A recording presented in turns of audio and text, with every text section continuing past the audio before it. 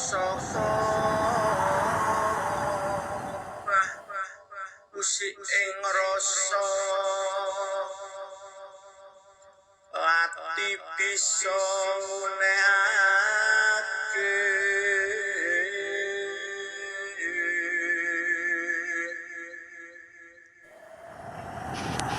Assalamualaikum warahmatullahi wabarakatuh.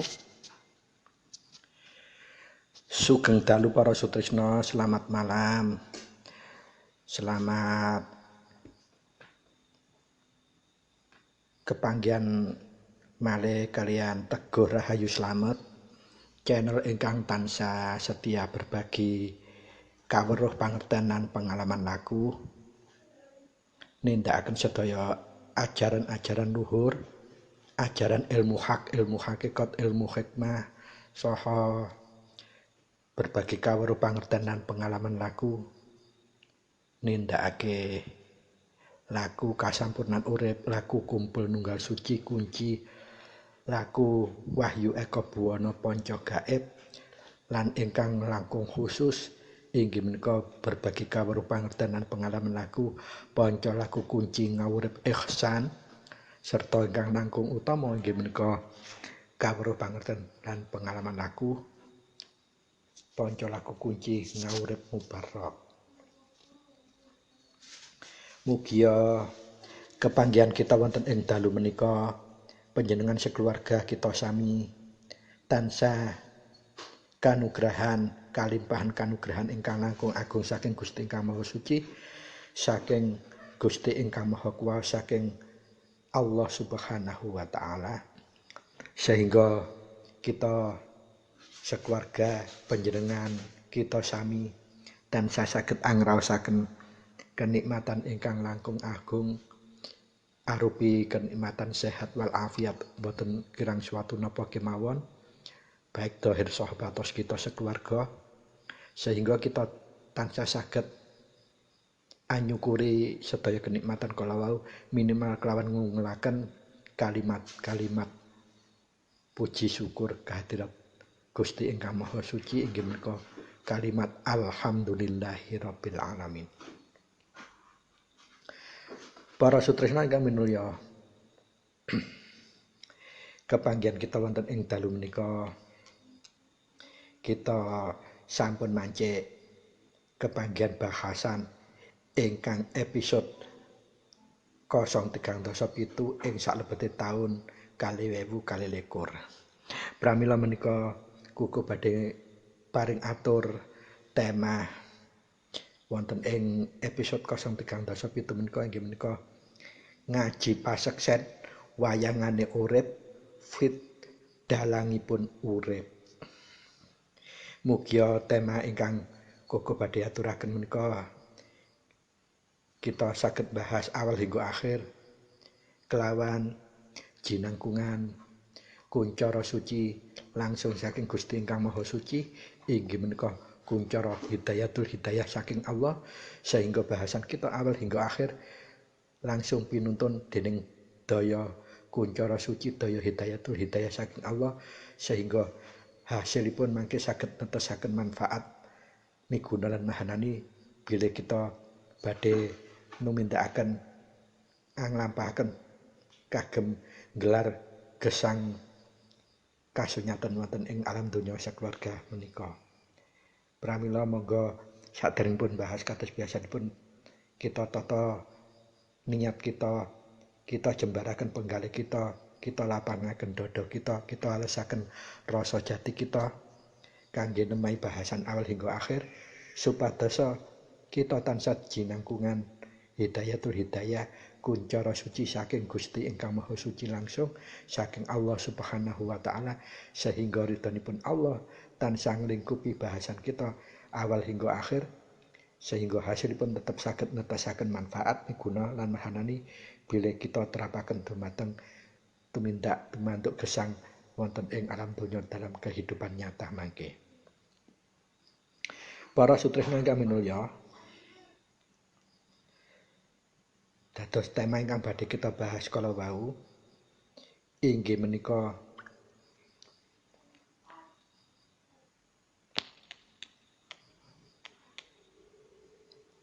ngaji paseksen wayangane urip fit dalangipun urip.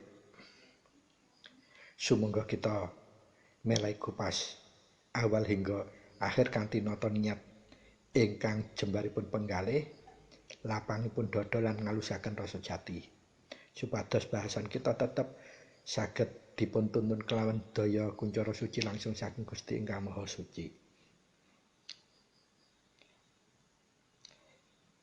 Tema menika menawi karingkes saged ugi kita wastani ngaji pok ing urip. Inggih menika sejatinipun paseksen wayanganipun urip fit dalangipun urip. Napa estune kesejatian ingkang badhe kita bahas wonten tema kala wau? Para sutresna ingkang manulya. Ngaji menika ateges kita ngeji. Ngeji menika ateges kita tansah mepetaken rasa eling kita dumateng ajinipun nyawijinipun Gusti inggih menika bibit sakawat ingkang dumunung wonten ing rasa jati kita inggih menika hidayatul hidayah kuncara suci inggih menika Gusti ingkang Maha Suci piyambak utawi roh suci bibit sakawitipun manungsa badhe tumitah gesang wonten ing alam donya. Nah, menawi kita sampun kulina ngeji tansah eling ing nyawiji-wiji bile gesang manungsa menika sanepipun kadosipun lelampahipun manungsa tumindak tumanduk wonten ing alam donya iku wis mahardika sakarsanira. Nanging wigatenana apa wae sing tumindak ira tumandakake mengko bakal tetep ditagih ana pitungane. Nah, pertanyaanipun gini kok kados mekaten. Para sutresna ingkang minulya, tiyang gesang menika monggo panjenengan wigatosi wonten sanepanipun kaya wong mung mampir ngombe ateges namung nglakoni lelakone urip. Lah menika ingkang sinebut kudrat iradat ira dhewe artisipun guratan jari ira dhewe ateges apa inggih nasib kudrah ira dhewe menuju iradah. Pramila proses kudrah menuju iradah menika menawi karingkes kados ungel-ungel tema wonten ing badhe kita bahas menika. Inggih menika ngeji wayangane urip, fit ngeji dalangipun urip. Lamun manungsa sampun paham caranipun ngeji wayangane urip sagedipun dumunungaken lenggahipun wonten ing dalangipun urip pramila manungsa mesti kanthi temen-temen temenan migatekaken napa kemawon ingkang dados ungger-unggeripun titah gesangipun ingkang sampun dititahaken dening Gusti ingkang Maha Kuwasa dumateng manungsa. Pramila hakikatipun tiyang gesang wonten ing alam donya menika artosipun ngawurip. Lah ngawurip menika ateges hakikatipun mung ngewayang. Lah pertanyaanipun kita ngewayang menika namung nyekel kudrat kemawon napa badhe memperjuangaken iradah. Menawi kita namun gotelan kudrat kemawon kita tentu namung mikir dados lakone wewayang. Menawi kita tansah purun anggayuh dumateng iradah ateges kita kedah saged memahami sedaya sifat-sifatipun dalangipun gesang utawi ngasifat Gusti. Pramila monggo kita wigateni wayangipun urip menika ana sing ngarani mung kaya mampir ngombe, mung kaya ndeleng panggung sandiwara, mung kaya sendagura biasa lan sapetunggalanipun. Lah lajeng pitakonipun Dos pundi menawi ngaten sejatine tiyang ngawurip wonten ing alam donya ingkang trapsila mungguhing kudroh lan iradahipun piyambak menika. Pramila para sutresna sampun kaget lan gumun menawi kukuh badhe paring atur pirsa. Sejatinipun tiyang ngawurip wonten ing alam donya menika namung hakikatinipun kados anyekseni syahadat. Inggih menika asyhadu alla ilaha illallah wa asyhadu anna Muhammadar Rasulullah. Artosipun ora ana pangeran namun Gusti Allah lan ora ana lan aku nyekseni ora ana utusan kejaba namung Muhammad Rasulullah. Lah dununge paseksen syahadat kala wau menawi sampun dipok-pokaken namun wonten ing tembung ora ana apa-apa mung Allah kang ana paring slamet lan nugraha. Puncak-puncakipun sedaya ingkang gebyar wonten ing alam donya menika sejatinipun boten wonten. Ingkang hakikat wonten namung Gusti Allah Subhanahu wa taala. Cekakipun buktinipun menawi panjenengan mangke seda tilar donya ora ana apa-apa donya lan sapetunggalane bahkan keluarga menika boten wonten napa-napa namung Gusti ingkang panjenengan kedah saged mirsani kelawan kawastinan hakikatipun. Lah menika ingkang namung ana inggih namung Allah kang ana paring slamet lan nugraha. Kuwabeh gak iso nyelametno donyane sembarangi bahkan keluargane. Namung Gusti Allah inggih sang dalang awurip menika ingkang saged paring slamet lan nugraha. Pramila monggo dipun kupas setunggal-setunggal kesejatianipun. Para sutresna ingkang pinulya, menawi wonten pertanyaan sapa sing mainaken wayange Pandhawa, Kurawa, Petruk, Semar, Bagong, Gareng lan sapatunggalane ing salebete pewayangan. Lah, pewayangan menika ateges wayangane menungsa urip. Sepak terjangnipun kegambar sedaya wonten ing salebete lelakon wayang kala wau. Mulai Pandhawa, Kurawa, bahkan Punakawan. Sedaya menika nggambaraken karakteripun watakipun menungsa gesang. Pramila sedaya pewayangan kala wau dipun gambaraken damel bentuk wayang kulit. Lah menika sampun cundhuk hakikatipun sampun dalam. Ateges apa? Mung rupa wayang kulit. Artosipun menungsa aja ngebot-ngeboti sekabehane. Lamun iku kabeh isih kesebut raga, kesebut donya brana. Kados wayangan kala wau wayang kulit ateges menapa? Dadi ragane menungsa menika minangka kulit. Mila woh-wohanipun ingkang dibutuhaken menika isinipun. Ateges menapa rohipun, rasaipun. Keranten napa menawi sampun pejam mangke kulit utawi ragane mboten kanggo gemblondong wonten ing alam barzakh menyatu dados bumi utawi tanah utawi siti. Lajeng ingkang wangsul dumateng ngarsanipun Allah namung rohipun.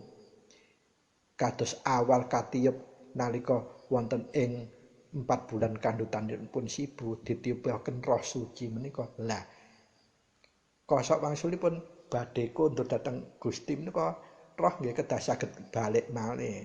Lah pertanyaane roh nalika ditiupaken 4 bulan kandungan sampai kate pejah iku rohipun kemomoran tetep suci apa kemomoran nafsu tetelu utawi nafsu papate menawi sampun kulina nuruti nafsu papate roh kala wau artosipun sampun kemomoran rereget dadosipun badhe rajiunipun tasih ewet.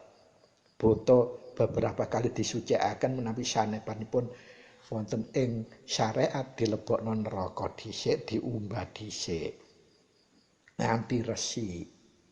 Lah menawi mungguhe hakikat lamun roh iku gurung resik gurung suci berarti gurung iso balik nyang pangeran isih nglambra-nglambra.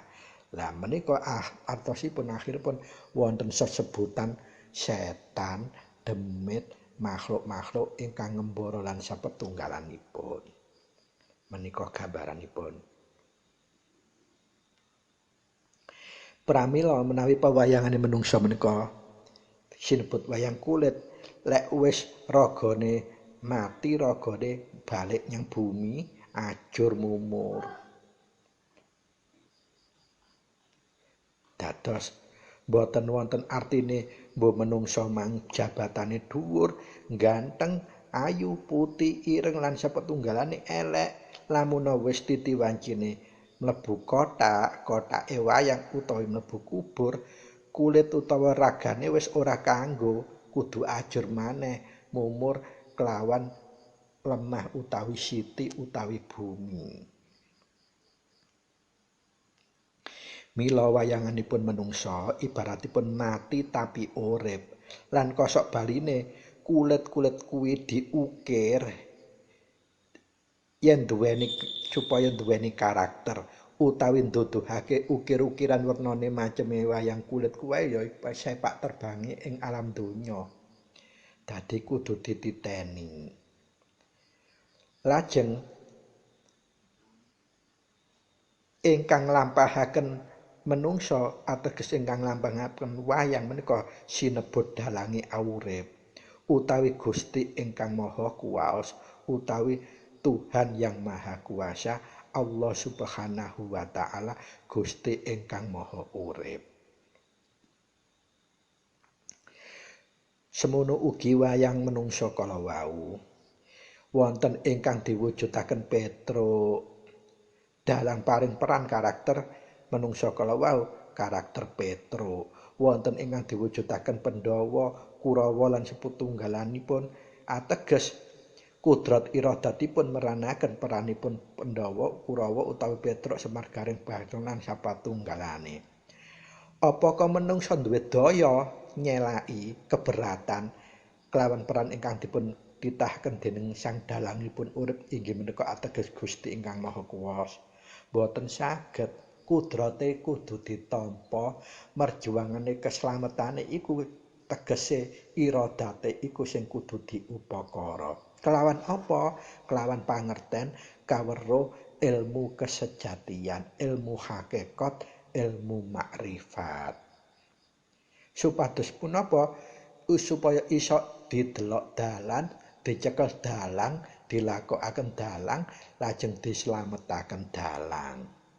Ateges dipun slametaken Gusti ingkang Maha Kuwasa. Pramila wayang menika artosipun bayangan menawi dibasahaken Islamipun sinebut al-jil.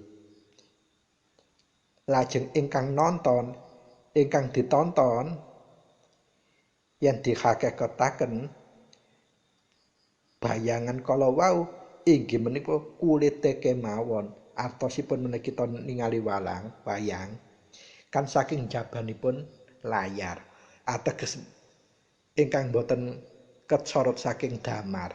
Dadi bayang-bayangan sorotan kala wau ingkang kita tingali. Pramila ingkang kesejatianipun kedah kita kagungan ilmune kudu iso nyithik nyang dalang supaya apa sih karepe dalang nglakokno wayang si A si B sang C. Lamun kita mboten kagungan ilmu hakikate nyithiki dalang mboten saged kesejatiane urip kita. Nah menika artosipun upaya iradah yang harus kita tempuh. Terap-terapanipun ilmune mulai syariat, tarekat banjur hakikat lajeng mancik terakhiripun makrifat utawi kesejatian utawi kasampurnan. Lah pawayanganipun menungsa menika sinebut bayangane menungsa menika kawakilaken dening menawi pawayangan Yudhistira, utawi rajane kaum hak utawi kaum ingkang bener.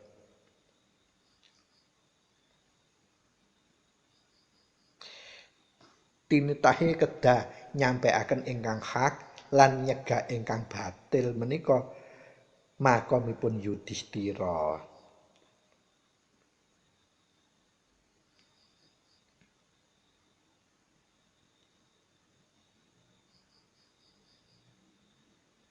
Pramila wonten ing pawayangan Yudhistira menika tansah mbela kebenaran, tansah merangi kebatilan. Menika gambar ingkang dipun gambaraken titahe saking sang dalang. Lho Yudhistira kudu ngene lho kudu ngakoni ngene. Menika kedah dipun wigatosi.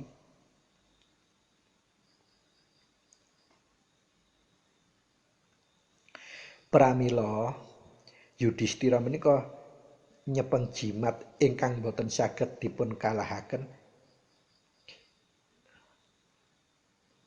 sinebut jimat Kalimasada. Utawi ing pawayangan dimanifestasiaken Pandhawa 5. Manifestasipun inggih menika utamanipun ingkang dipesenaken saking si dalang jimat Kalimasada kuwi kudu tenang yen nggunakake. Kudu tetep madhep lan mantep. Keranten jimat Kalimasada menika konon sejatinipun jimat ingkang boten saged dikalahaken. Amargi napa? Karena jimat Kalimasada menika ateges syahadat persaksian. Kita menika nyakseni estu-estune nyakseni bilih mboten wonten Gusti, namung Gusti Allah utawi sang dalang urip menika namung Gusti Allah.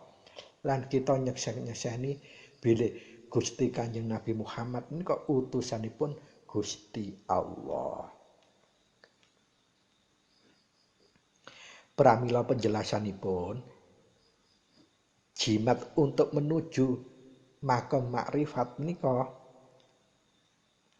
konon jimat kala mboten saged terkalahkan untuk merangi kebatilan ateges merangi hawa nafsune dhewe, merangi angka murka teko njaba jero.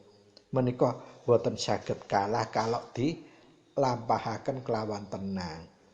Menawi dicundhukaken dumateng tarekat utawi laku kasampunan urip menika laku pangumbahing raga, menawi wonten tarekat laku panca laku ngurip ihsan. Menika kedah digoceli untuk trap-trapane tumindak lan tumanduk. Lah menika kuncaranipun dipun cepeng kalian Pandhawa 5. Sedaya Pandhawa sampun makrifat. Mila jimat kala wau dados pestinipun utawi kaniscayaanipun Pandhawa mangke boten saged terkalahkan. Amargi dalam nindakake lampah syahadat si Pandhawa kala wau sampun kagungan tarak brata, mesu brata, pati brata ateges mulai syariat, tarekat, hakikat lan makrifatipun dipun lampahaken secara sesarengan sesuai makom ingkang katitah dening sang dalang.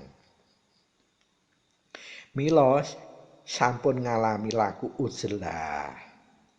Kelawan ngasingaken diri dari semua keramaian, dari gebyaripun duniawiyah, dari gebyaripun nafsiyah, sampun saged angedohi, anebehi menawi basahipun kunci saged anyingkirake tumindak ingkang luput. Pramila Pandhawa kala wau Bima ingkang pasrek nyedot karakter-karakter kaperkasaan. Lajeng sang dalang inggih menika Gusti ingkang Maha Suci maringi Asmaul Husna ing ketauhidipun sinebut nyipati Al-Qawiyyu utawi ingkang Maha Perkasa. Ugi kegagahanipun ingkang sinebut sipatipun Gusti Al-Qahharu ateges ingkang Maha naklukake Pramila Pandhawa ingkang angka 3 sinebut Arjuna langkung sreg meranake karakter fungsi utawi peran fungsi kinasih utawi welas lan asih wonten ing ketauhidan sinebut Ar-Raufu utawi ingkang maha pengampun, ingkang maha welas asih pengampun. Lajeng ingkang mengku kudrat kecantikan utawi menawi wonten ing salebetipun Asmaul Husna sinebut Al-Jamil, kesatriyan kala wau sinebut Futuhah. Artosipun batin-batin ingkang sir kosmos. Dados menika watek-watekipun sir makrokosmos, mikrokosmos. Wonten ing salebetipun Asmaul Husna ingkang kedah tumitah dening manungsa sesuai makom peran fungsinipun masing-masing. Pramila Yudhistira menika dipun lambangipun kearifan puncak, kearifan manungsa ingkang sampun sundul puncak. Manungsa ingkang sampun tercerahkan utawi manungsa ingkang pengetahuan hakikat makrifatipun sampun turut serta aktif mimpin negara. Nyerap Asmaul A'rafufu, Al-Arifu, Al-Hakimu, Al-Adilu, Al-Azizu, Al-Qabiru lan Asmaul Husna ingkang tumitah Gusti ingkang badhe dititahaken dening manungsa pinilih.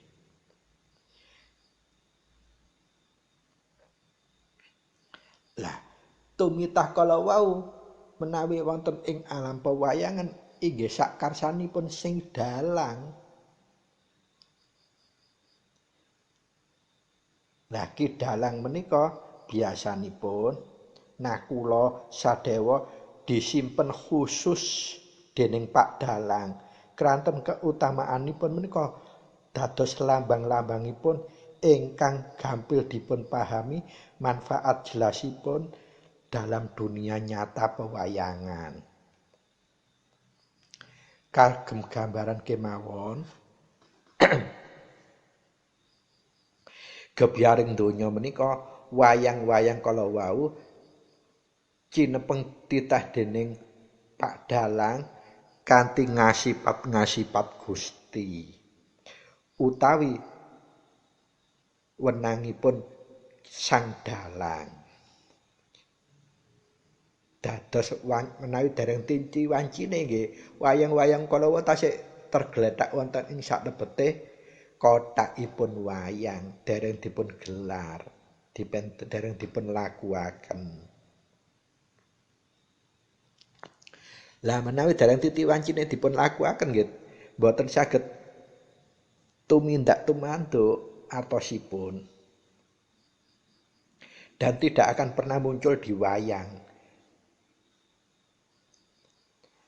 Nah, wayang-wayang kala wau tergletak seperti bakat-bakat yang berpotensi ingkang sinebut Ayyanut Sabita, ingkang artosipun belum diberikan keberadaan utawi eksistensi peran fungsi. Menika boten sanepan teori, menika estu gambaran kehakikian. Contonipun Petruk. Ya bakate iso dadi raja. Masya lamune bentuke kaya ngono, cilik kuru, ceking. Ning ora juk-ujug iso dadi raja. Lah nek mara-mara dadi raja, Bima kemawon boten saged. Ugi lintunipun. Nanging Petruk saged berbuat baik lan saged berbuat salah.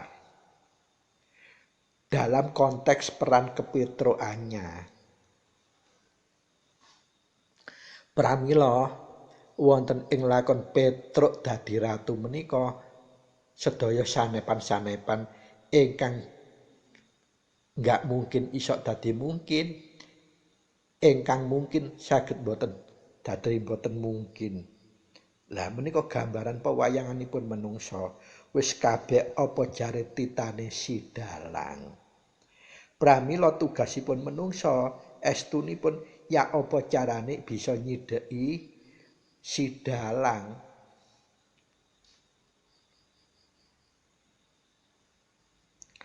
Lamuna saged nidheki si dalang, maka tangan sang dalang akan segera meraihnya untuk diperankan. Entah apapun itu peranannya, kalau sudah dipegang sang dalang, kita sudah bisa anggelar, anggulung, wonten ing saknebetipun layar. Gelar itu lamun gelar kita peranipun, gulung nalika kita wis mari menang, kudu mlebu.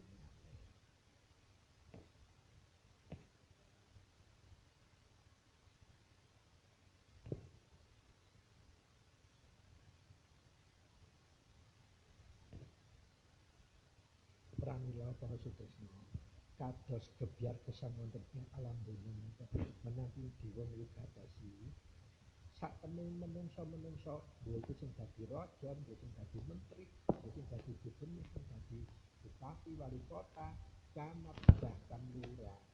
Iku sak temene sapa sing dadi, sapa sing mentas.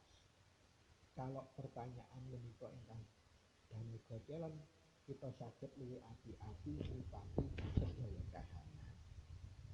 Ateges napa seumpamane sak menika Presiden Amerika Serikat Joe Biden menika apa temen estune sing mentas dadi presiden ku Joe Biden kosok wangsulipun wonten ing Indonesia sak menika presidenipun Bapak Joko Widodo.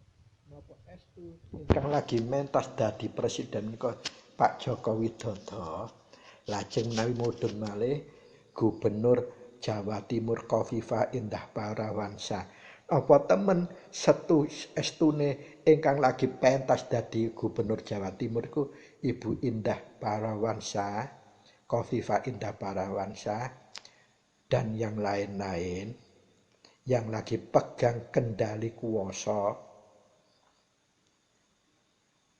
Nah, kesejatian hakikat menika saged satu-satunya kekupas dening ilmu hakikat, ilmu makrifat. Dados sinten saestune ingkang lagi pentas kados kala wau pewayangan Petruk dadi raja, apa sing sak temene Petruk sing dadi raja? Estune menawi diwigatosi padha kali cunduk tembung mutlak kala ora ana apa-apa mung Allah kang ana paring slamet lan nugra. Semono ugi sedaya menungsa kang titah kuwasa. Sajatine sing kuwasa iku sang dalang. Sing mentasake ya uga sang dalang. Sing ngobahake uga sang dalang, sing ngangkat ya sang dalang, uga maneh mangke sing nglebokake ing saklebete kothake wayang uga sang dalang. Dados ringkesane sedaya gelar gebyar wonten ing donya menika intinipun ora ana apa-apa mung Allah kang ana paring slamet lan nugraha ateges ingkang paring slamet namung Allah utawi sang dalang. Sami ugi ketoke saiki sing kuwasa iku Joe Biden nggih Amerika, ketoke sing kuwasa nggih Indonesia iku Pak Jokowi, ketoke sing kuwasa nggih Jawa Timur iku Ibu Khofifah Parawansa. Nanging sejatine sing kuwasa iku namung sang dalang. Menawi mboten percados pira sesuwene kok Joe Biden paling 5 tahun mendatang sudah bukan jadi presiden lagi. Semono ugi Pak Joko Widodo Presiden Republik Indonesia sampun kepilih kali tahun. Insya Allah mboten saged kepilih malih di periode ketiga kenapa menapa undang-undang dasaripun sampun nentokaken ngaten. Semono ugi mangke Bu Khofifah ini tasik satu periode berarti tasik saged maju malih. Tetapi maksimal tidak sampai 10 tahun sudah tidak akan jadi gubernur. Ateges estunipun sing tetep titakuwasa tetep ingkang nyepeng kang dalang si dalang gesang inggih menika Gusti ingkang Maha Kuwaos.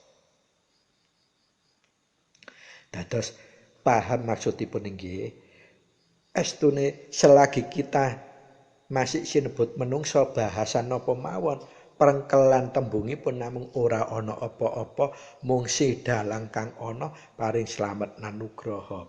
Lah si dalang kala wae menawi dihakokataken inggih menika Gusti ingkang Maha Suci, Gusti ingkang Maha Kuwaos, Allah Subhanahu wa taala Tuhan yang Maha Esa. Pramila para sutresna,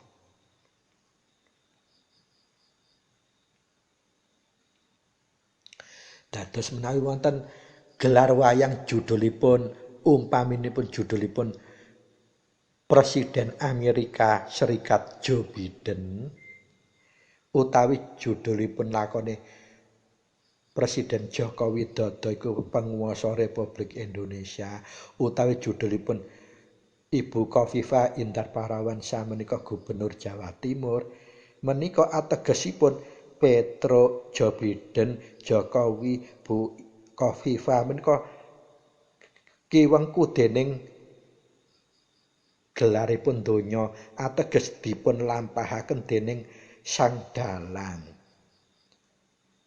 Sifatipun nggih tetep sementara selagi dicekel dening sang dalang ya dilakokane. Tapi engko wis titiwancine ya dilebokno kotak maneh. Artosipun kalau titiwancine sampun habis tamat pramila wayang kala wau kudu tetep mlebu nggih kotak utawi kubur utawi mati kalau titiwancine telas. Mati panguwasane utawi mati sak ragane sak jiwane sak rohe lek wis titiwancine dadi tetep balik ora ana apa-apa mung Allah kang ana ora ana apa-apa mung dalang kang ana paring slamet lan nugraha. Pramila Rama nate dawuh wonten ing ajaran laku sampurna urip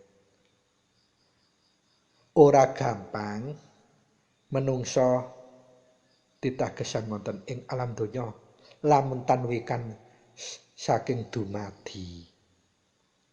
Ora gampang menungsa urip lamun ora ngerti asal usule.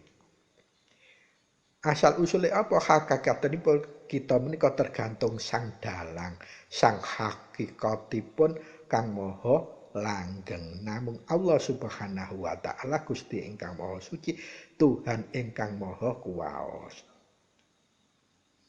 Inggih menika sang dalang lah wanci ingkang paring pitedah menungsa kudu bisa berjiwa besar nglampahi peran napa kemawon, peran sing iso menguasai jagat, menguasai negara, menguasai bangsa, menguasai pemerintah daerah, menguasai kota, kabupaten, camat, semono ugi paling tingkatan kecil desa. Namung sang dalang ingkang paring kuwasa, titah kuwasa, pramila jiwa kita seumpamane sampun dititahaken kanugrahan kala wau kedah punya jiwa yang besar bisa manfaataken kagem gesang wonten ing alam donya ateges ngumpulaken kebecikan.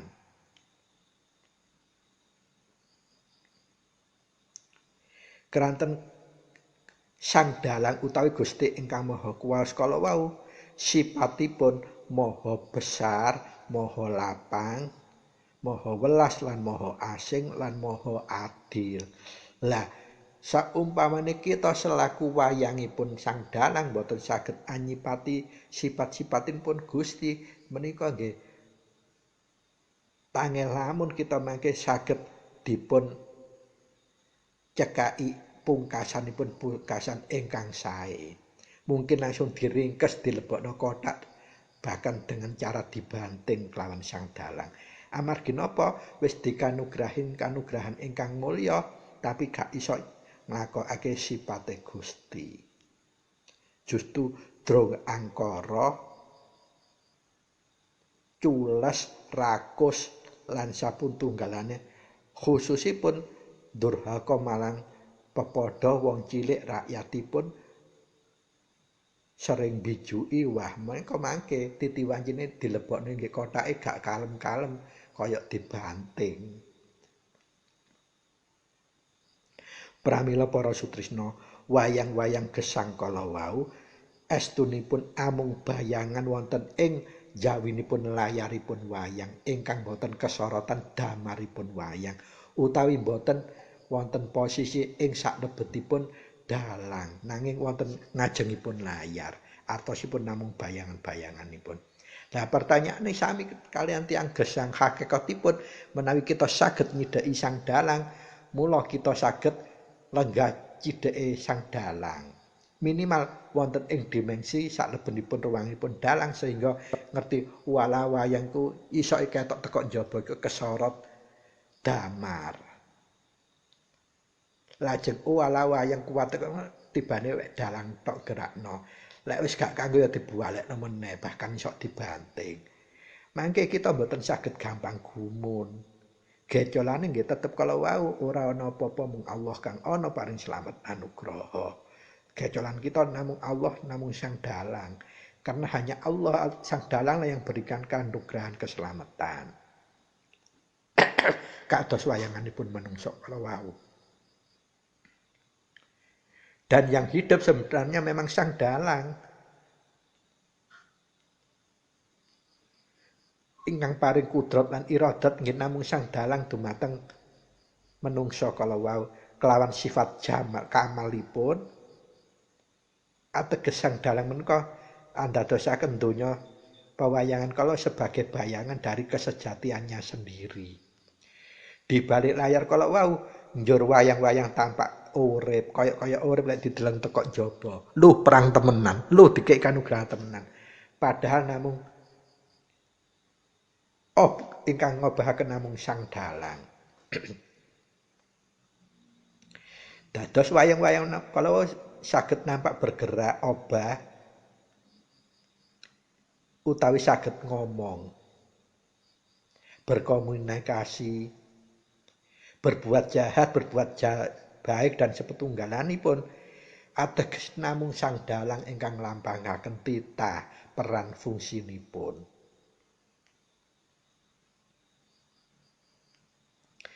Nah, peran baik dan buruk kalau wau proses baik dan buruk atau buruk dan baik dan seterusnya menika ateges proses titah kudrat menuju iradat. Lah kudrat menika pasti iradat menika kedah ikhtiar. Ikhtiar kelawan apa? Inggih sedaya ungger-ungger saking Gusti dipun tumindakaken dipun nampahaken sedaya.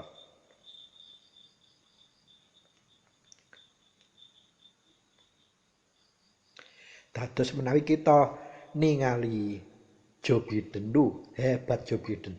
Lho presiden ingkang sakmenika jadi sorotan Presiden Putin dan Zelensky, Presiden Ukraina. Sak jatosipun ingkang sae kejem baik buruk ning sanes presidennya bersangkutan tetapi titah Gusti utawi sang dalang yang membuat dia memerankan baik dan buruk. Lah, antara memerankan baik menuju buruk, buruk menuju baik itu adalah proses kudrah menuju iradahnya. Yang harus diperhatikan adalah proses menujunya itu butuh laku. Dan laku itu harus digelar dalam tumindak kalau hidup di alam dunya sesrawung. Pramila para sutresna ingkang minulya, kesimpulanipun kita badhe ngaji pasekjen pawayangane urip fit dalangipun urip supados kita saged migateni kesejatian hakikatipun. Kesimpulanipun kita kedah trep-trepe memahami sifat ringkesan sekawanipun ingkang dipun anduweni dening si dalang utawi Gusti ingkang Maha Kuwaos. Inggih menika minimal kita kedah memahami sifat jalal, qahar, kamal lan jamalipun Gusti. Sifat jalal menika ateges inggih menika sifat ingkang agung. Karena sifat agung, kita tidak layak untuk mengagung-agungkan zat selain Gusti. Zat selain si dalang. Boten saged kita, boten kepareng. Tabu. Keranten napa kita menika wayangipun Gusti. Lah ingkang angka kalih sifat kohar. Kohar menika maksudipun maha manguasani keperkasaan lan maha manguasai nundhukaken sedaya kahanan. Mila kita pun saged memahami hakikatipun sifat koharipun Gusti, kita kedah punya kewajiban inggih nindakaken napa? Nundhukaken sedaya angkara nafsu lan sebagaiipun ingkang sifat-sifat Allah. Punika dunungipun wonten ing sifat kohar. Lajeng ingkang angka 3 nipun sifat kamal ateges sifat sampurna. Nah, sifat sampurnipun Gusti menika kedah kita saged nitahaken nglampahaken nglakokaken menindakaken wonten ing wonten ing alam dunya. Nah, sampurnanipun ateges napa? Kita kalau tumindak teman-teman estu utawi tata titi titis surti lan ngati-ati. Ateges napa kita menuju sampurna dadi menjalankan teman-teman estu tata titi titis surti lan ngati-ati. Sedaya kekayananipun. Lan nebi nggih sedaya kejelekan kelawan tata titi titis surti ngati-ngati. Nah, menika saged menuju sempurna. Lah, kesempurnaan menika saged ugi dipun penuju kalian nglengkapi sifat ingkang angka sekawanipun Gusti. Ringkesan sifat wajib sekawanipun naminipun sifat jamal. Nah, sifat jamal menika bagus, elok. Lah, sifat bagus elok menika kedah kita saged numindakaken bukan hanya bagus elok namun sanepan secara asma kita harus sudah paham. Lah keranten kita menika baik ajaran tarekat maupun ajaran kasampurnan urip setiap manusia kedunungan asma gulung, asma roh, asma lebet. Nah ini untuk menuju nyingkap sedaya kebaikan ingkang hakiki. Sebagai sarana komunikasi kita menggunakan asma utawi sifat jamal kala wau. Lah, lajeng sifat jamal utawi ateges bagus baik menika nggih kita menggunakan sifatipun Gusti yang 20 wajib, 20 mustahil dan 20 jaiz. Ateges 60 sifat. Dan kemudian af'alipun ateges perilaku tindak tandukipun Gusti menika kedah kita saged nyipati juga. Contonipun Gusti menika tansah welas lan asih. Pramila kita af'alipun kedah saged niru welas asih terhadap siapapun apapun tanpa pilih kasih. Lah, ingkang terakhir kita saged nguncaraken datipun Gusti. Lah, datipun Gusti sedaya mangke saged kepilah tersingkap wonten dat ingkang wonten menungsa menika kedunungan roh suci, lajeng akal dan nafsu. Ketika roh menika saged tetep boten kemomoran terhadap nafsiyahipun tapi bisa menselarasaikan dengan akal, maka roh itu akan tetap suci sehingga kita bisa memelihara zat kesucian kita dengan sifat jamalipun Allah utawi Gusti ingkang Maha Suci. Kesimpulanipun, menawi kita saged nglenggahaken secara hakiki nguncaraken sifat jamal, kohar, kamal lan jamal, pramila dados kita saged ndeleng wayang padha karo jejer wonten ing sampingipun sang dalang. Ateges kita saged tumitah laku, kita seperti berhadap-hadapan di samping Gusti ingkang Maha Suci. Bahasa laku kasampurna urip menika bahasanipun manunggal. Menawi wonten thariqat bahasanipun kita saged nyawijiaken rasa. Menyatukan rasa. Pramila menepun bahasanipun tarekat sir iling sejatine urip, sir rasa sejatinipun Allah. Dados konteksipun boten konteks manunggal secara harfiah. Semua titah Gusti ditumindakkan sesuai porsi yang seharusnya. Dados kesimpulan ungel penprongkolipun kados ingkang koko uraiken wonten ing inggil bilih nontok wayang gesang menika hakikatipun menungsa menika dipun titah peran fungsinipun tingkah polahipun tumindak lan tumanduripun derajat jabatan napa kemawon estunipun ingkang ngobahaken wayanganipun menungsa namung Gusti Allah kidalang ingkang sejati.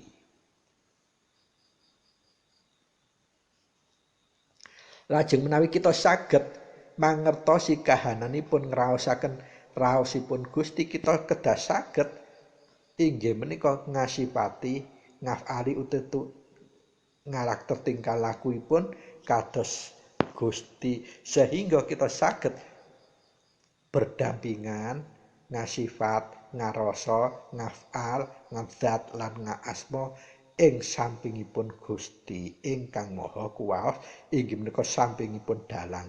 Inggih blegeripun kados wonten wayang menawi kita ndelok inggih ngarepe layar wis gak ketok lah gurat-guratane gambare wayang. Wek ketok ayang-ayange lek bolong ya ana putene, lek gak bolong ya ireng wek ngono tok. Soale sing uripno iku sorot. Nah, sorot itu artinya kesejatian hakikat. Dados hakikatipun menawi saged kita ndeleng wayang jejere sidalang berarti kita saged makrifat.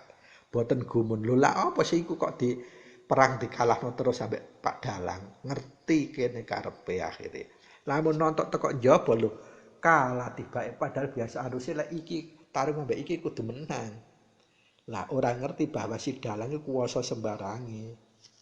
Ngaten. Intinipun menawi ngaji pasaksen wayangane uripe menungsa kudu bisa fit kelawan dalangipun uripipun menungsa. Ateges Gusti ingkang Maha Suci, Gusti ingkang Maha Kuwasa.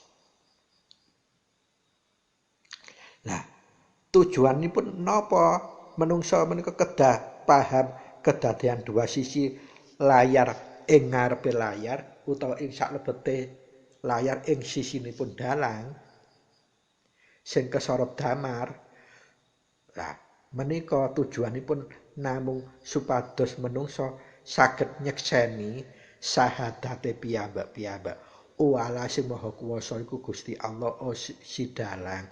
Ateges asyhadu alla ilaha illallah. Setuhune ora ana pangeran kang layak dipun sembah kejaba Gusti Allah ategesane pun kidalang kala wau.